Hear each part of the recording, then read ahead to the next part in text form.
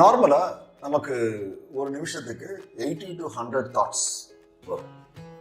மனசு கொஞ்சம் பதட்டமா போயிடுச்சுனாக்கா 120 150 வரும்.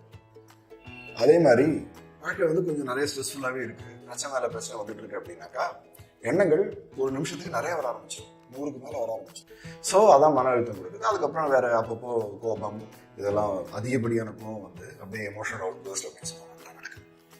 ஹிப்னோ தெரப்பியில் என்ன பண்ணுவோம் அப்படின்னாக்கா சுவாசம், உடல், அப்புறம் ஒரு கைடன்ஸ் ப்ராசஸோட இந்த எண்ண ஓட்டத்தை கொஞ்சம் குறைப்போம். அதாவது இந்த 100 150 எண்ணங்கள் ஓடுற அந்த மனசு நல்லா ஸ்டெடி, அதாவது ஒரு நிமிடத்திற்கு 10லேருந்து 5 எண்ணம் வரும். இன்னும் நல்லா பயிற்சி உள்ளவங்களுக்கு 2 எண்ணம் இல்லை 1 எண்ணம் இல்லை எண்ணமற்ற நிலை எல்லாமே வந்துடும். ஆனா இதுல முக்கியமானது எண்ணமற்ற நிலை வந்தாலும் 10 எண்ணம் வந்தாலும் 5 எண்ணங்கள் வந்தாலும் நம்மளுடைய விழிப்புணர்வு நல்லா இருக்கும். விழிப்புணர்வோட அந்த எண்ணங்களை பார்ப்போம். அந்த அளவுக்கு ஆழமா, அதாவது ஆழ் மனசு அப்படின்னு சொல்லுவோம். இப்போ கடல் பார்த்தீங்கன்னா மேல நிறைய அலைகள் இருக்கு, கரெக்டா? இப்போ கடலுக்கு கீழே அந்த அலைக்கு கீழே ஒரு திமிங்கலம் போச்சு அப்படின்னா என்ன ஆகும்? அலை அதிகமாயிடும். அதே மாதிரி தான். ஆனா கடல் கீழே அந்த அளவுக்கு ஓட்டம் இருக்காது, கரெக்டா இல்லையா? கடல் கீழே நீங்க ஆழம் போக போக நிலையா இருக்கும், ஓட்டம் நமக்கு தெரியாது, ஆனா இன்டென்ஸா இருக்கும், எனர்ஜெட்டிக்கா இருக்கும். அதுல திமிங்கலம் போகுது அப்படின்னா மேல அதுக்கு அதிர்வு இருக்கும்.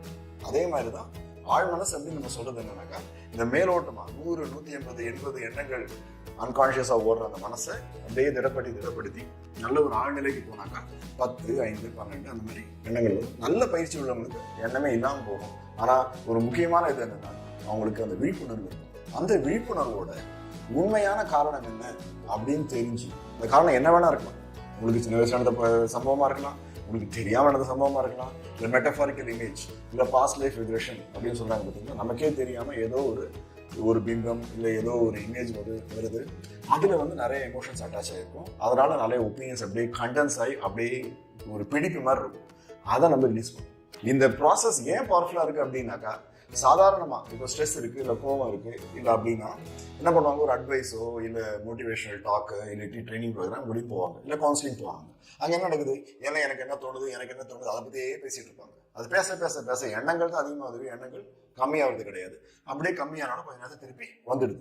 இப்போ இந்த பயிற்சியில நம்ம என்ன பண்ணுவோம், கொஞ்சம் நல்ல ஆழ்நிலை அப்படின்னாக்கா எண்ணங்கள் குறைத்து மனசை சமநிலைப்படுத்தி அதுல வர முக்கியமான அத்தனை பிரச்சனைக்கும் காரணமாக இருக்கிற பல பிரச்சனைகளில் ஒரு முக்கியமான அந்த ஒரு சம்பவம், அதுல தேங்கி இருக்கிற உணர்வுகளை கொஞ்சம் ரிலீஸ் பண்ணிட்டோம் அப்படின்னாக்கா கிளியர் ஆயிடும்.